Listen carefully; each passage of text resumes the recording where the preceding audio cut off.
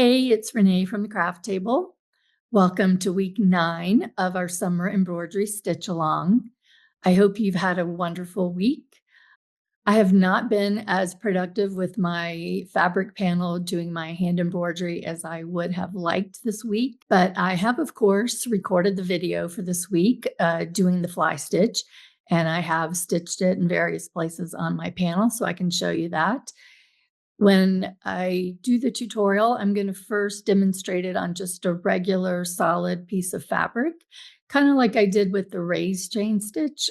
If you're new to the fly stitch, it's easier to see how the stitch is completed on a solid piece of fabric first before we then go on and stitch it onto our fabric panel. Now, these were just drawn on a solid ivory cotton fabric square. Now, when I am stitching on the fabric panel, which you'll see in a few minutes when I demonstrate it there, obviously these lines are not going to be there, but I imagine these invisible lines in the design when I'm stitching. These are the lines that I'm going to be using as my guide. And first I'm going to demonstrate the fly stitch in a vertical stitching it vertically where the stitches sort of nestled together. So I have brought my needle and thread up to the top of the fabric. I want it to be level in a horizontal direction. So about right there. And I'm going to take my needle to the back, but I'm not going to pull it all the way through just yet. You see there's like a little loop on the front. Now I'm bringing my needle up on the second line. I'm going about 1/4 of an inch down the center of those first 2 lines. And so how you see it makes like a little bit of a V or a U. And then to end the stitch, I will take my needle to the back. And so I'm going to make a tail. And depending on how wide you make your shape and how long you make the tail, sort of dictates the look of the stitch. It kind of looks like a Y. The next stitch, I will bring my needle up on that first line, even with where the bottom of that U, where the tail begins. And then I'm going to put my needle down on the third line, again, even with where I came up, but on the third line. Not pulling it all the way through, holding a little bit of a loop on the top. And then I'm going to bring my needle up again on that center line, just a little bit below where the tail of the first stitch ended. And pulling it through and then making another tail.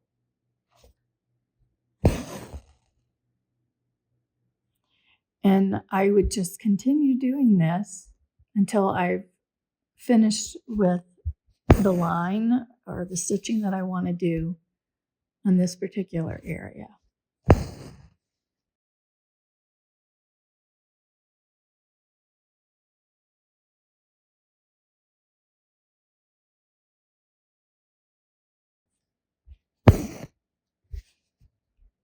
Varying the width, this part right here, and then varying how far down you go in the top part of the shape, what I call the U.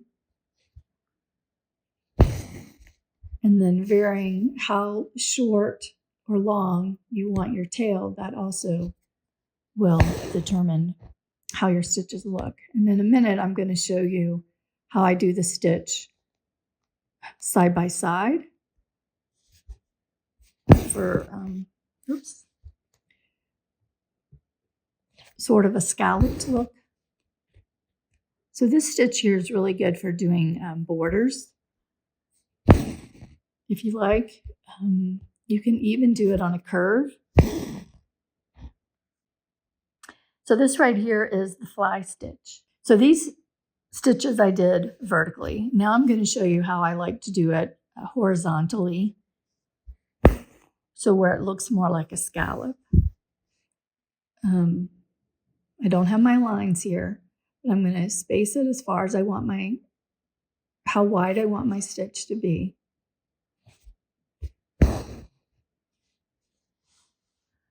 I'm holding on to this at the top, bringing my needle. I just want it to be centered. And then I go down as far as I want my stitch length to be. And it looks kind of like a U or a V, depending on how tight you pull that. You can kind of loosen it up a little bit. And then I could make my tail as long as I want. But a lot of times if I'm doing it horizontally, it's because I want it to look more like a scallop. So I'm not even really doing much of a tail. I'm just kind of taking my stitch to the back.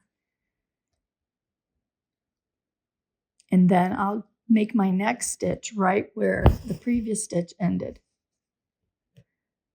And trying to make it consistent in width and in length. You can take a ruler and make some marks on your fabric if you'd like.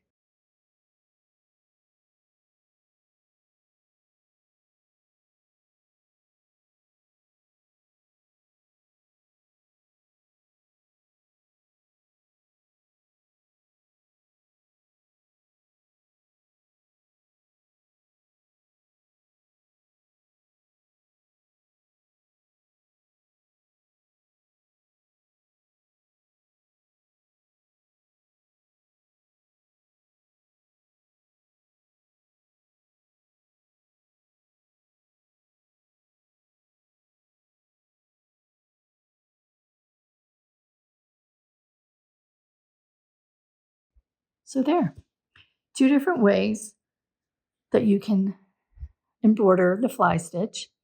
And now I'll show you how I did it and where I stitched it on my fabric panel. I love embroidering on a fabric panel that already has a colorful design in the background.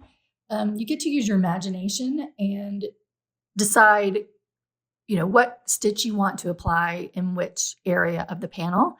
I find that enjoyable, but also challenging, because you look at it and you're trying to figure out, what you're going to stitch where and what color you're going to use. So with this fly stitch, this is a good time for me to sort of demonstrate what I'm thinking when I decide to apply a certain stitch to a certain area. So for instance, I'm going to demonstrate how to do the fly stitch on this panel in 2 different places. So right here on this butterfly wing, can you see how this part of it is a little scalloped? So when I see a shape like that, I immediately think the fly stitch, stitching it side by side. Don't have to really mark anything. I'm going to use that design as my guide. So I'm going to do that. And then I'm going to show you how I do the fly stitch in a shape like this, where it's in a row, where I'm going to stitch the fly stitch, snuggled and nested, one on top of the other. And this one I have to, I could either mark it or I just kind of have to visualize the line as I'm stitching. So I'm going to do the fly stitch side by side, kind of making a scallop. So for the first stitch, I'm bringing my needle up right here.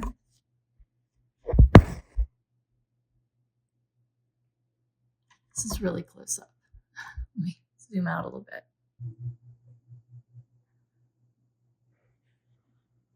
All right, so I kind of have my thread out of the way, and then I'm going to use this other little, top of the scallop shape.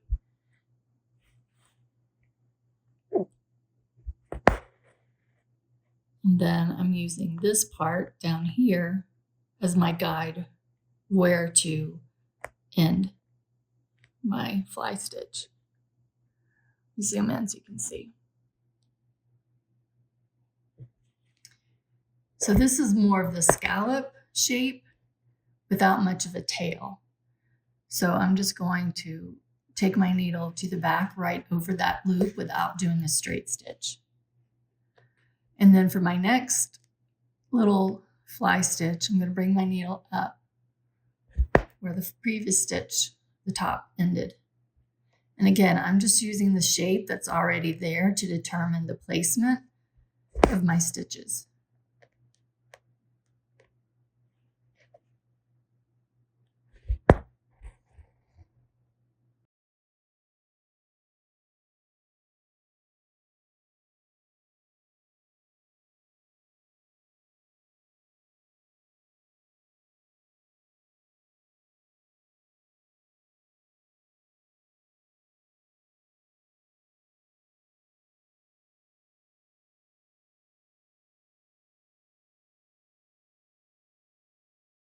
There you go. This is a very organic shape. It's an organic panel. I'm not worried about it being super straight and super exact. This top part is rather narrow. So I think what I'm going to do is just do a couple of straight stitches, a couple of back stitches before I get started.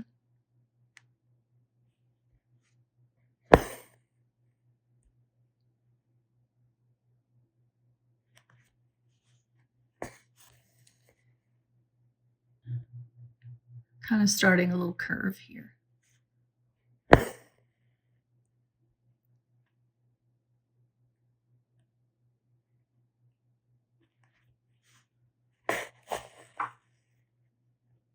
Okay, that's better. All right, so I'm going to use this previous back stitch as my start. And I'm going to bring my needle up to the left of it. And then I'm going to take it down to the right of it.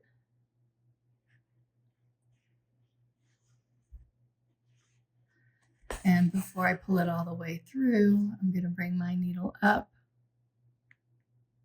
right where that previous back stitch ended. I got my loop here, and I'm pulling it through. In this case, I'm going to take a straight stitch rather than just ending it over the loop like I did up there.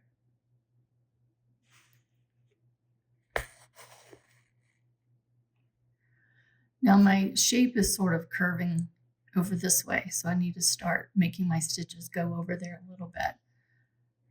So I'm going to bring my straight stitch up, probably about right here. And then down here. And then when I come up, instead of doing it directly underneath, like right here, I'm going to bring it over just a little bit so I can start shifting it a little bit to the left. And then taking my straight stitch down.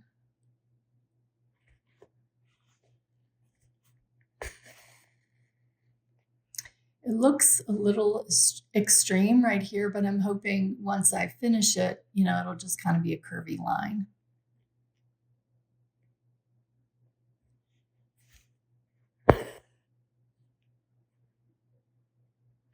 So when I do these pulling the stitch to the top and then going back down, I try and make them even with that previous straight stitch.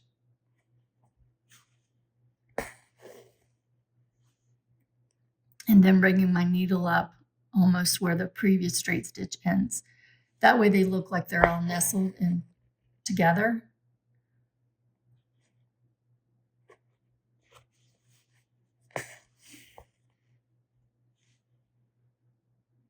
I could even make my stitches a little bit wider if I wanted to. If I wanted to fill in this entire thing, I could bring my needle up over here. But I don't really want to do that. That's not the look I'm going for here. But it is an option.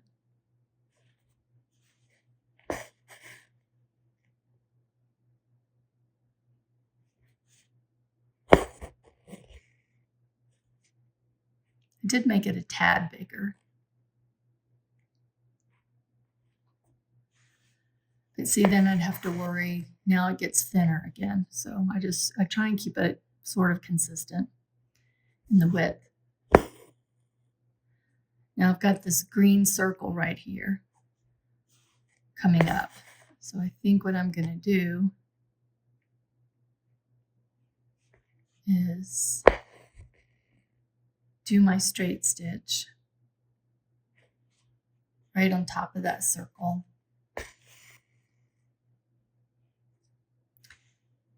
And then do a straight stitch, just one straight stitch on the other side of the circle, and then continue on with the fly stitch.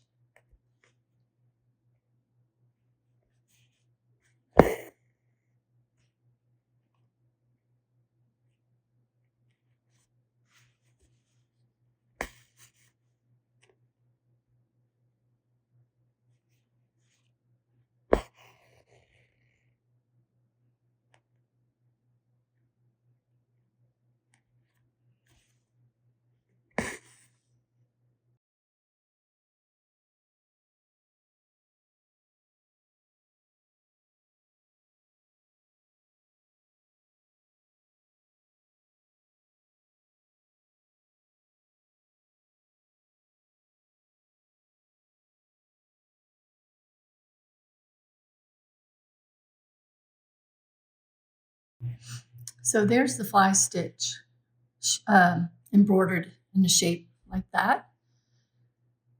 Once I go back and put some green in this circle, I might do a few, I don't know, maybe like a lazy daisy stitch over here or some seed stitches or something, so it doesn't look like there's this big jump. But I'll see what it looks like after I've stitched that green circle. I also did the fly stitch inside this butterfly. Can you see over here? I did it right here and right here. And then I also did it here in this gold. It's sort of another scalloped opportunity. Can you spot where I did the fly stitch in this little part of the video? Earlier, I described those shapes as like airplanes. Now that I'm looking at them, they look kind of like crooked cactus. But anyway, I did to the left of that center satin stitch, to the left and to the right. So you got the green on the left, you've got the blue on the right. I did a curved row of fly stitches, and then I did an individual fly stitch on the left and on the right. Here is another place where I did the fly stitch. I just did two short little rows kind of on that clover shape. Sometimes it helps to see what the panel looked like before it was stitched. Can you tell here this gold shape there, and then this light purple? That is the area that I stitched on this panel with the fly stitch. You see the gold and then the light purple, similar to what I did inside the butterfly there. So those are just a few examples of where you can apply and embroider the fly stitch. We have 3 weeks left of the stitch along. Week 10 is scheduled to be the long and short stitch. Week 11 is labeled as bonus stitches, and then week 12 is sort of a wrap up. Week 10, next week, the long and short stitch, I've already pushed this back from, it was supposed to be a couple weeks ago. I'm not sure if I am going to demonstrate the long and the short stitch. It's very similar to the satin stitch. I haven't stitched it yet on my fabric panel because I don't really see an area on the fabric panel that I'm working on and that many of you are working on where the long and short stitch would be applicable. So I have a couple of other ideas for next week. Week 11, which is the bonus stitches, I also have a few ideas for that. There's the woven back stitch, the whip back stitch, there's the back stitch, chain stitch, so different things like that I plan on demonstrating on that particular week. So here's your opportunity. I'm not promising anything because there's so many embroidery stitches out there, and this is just a 12-week stitch along. But if there's a certain stitch that you would like me to demonstrate and you think it would be great for this fabric panel, please let me know. You can leave a comment on this video or you can email me. And I'll see if that's a stitch that I think that would work for next week rather than the long and short stitch, or maybe it's something that I can demonstrate quickly in the week 11 for the bonus stitches. And I've already had a couple people do this, not knowing that I was going to put out this call, but have asked me to demonstrate certain things. And I've been saving it for week 11. But now it looks like week 10 might be open for a new stitch as well. So like I said, I'm not promising anything that I'm going to be able to demonstrate, if every single one of you happens to request a different stitch, but I just thought I'd throw that out there because I haven't filmed the next two stitches yet. I have worked on my fabric panel with certain stitches that I have not demonstrated yet, but there's still time to let me know if there's something that you want to learn. So anyway, that's it for this week. Have a great week. Happy stitching, and I'll see you next time.